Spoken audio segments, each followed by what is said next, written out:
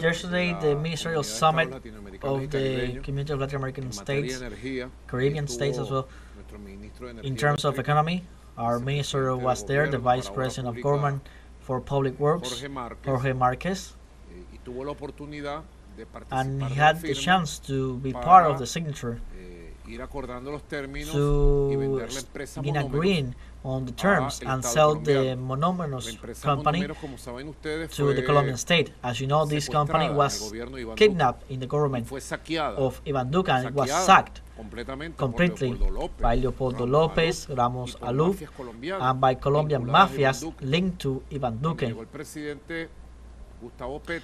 When Gustavo Petro took office, the company returned to its legitimate owners, which is Pequiven of Venezuela, and we covered this in record time, and I committed with President Petro, and we managed this, and the impact it has, Monomero has in the internal market to support the farmers' production has been very important to lower the prices of food and to promote production of food. There comes the necessity from that Colombia recovers the majority over these companies, and for Venezuela this is important so that all those plans continue to move forward. Now, the binational area of peace,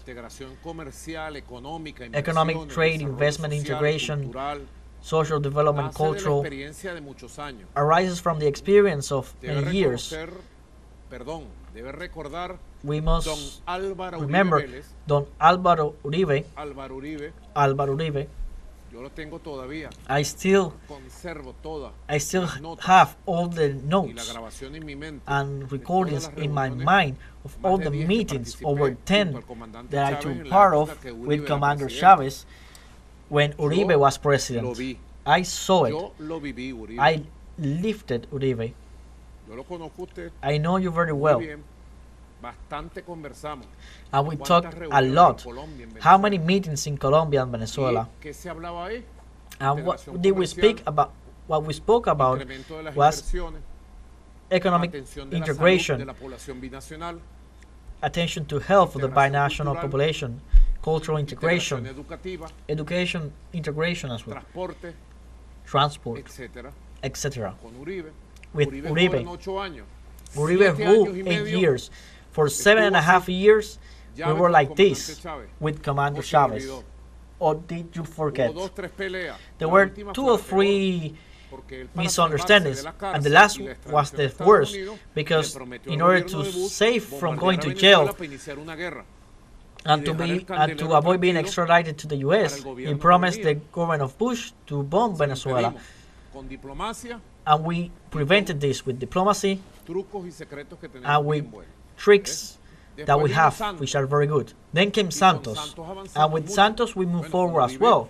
With Uribe, well, we must say that the trade balance arrived to $11 billion, thanks that there was a financial area that was working.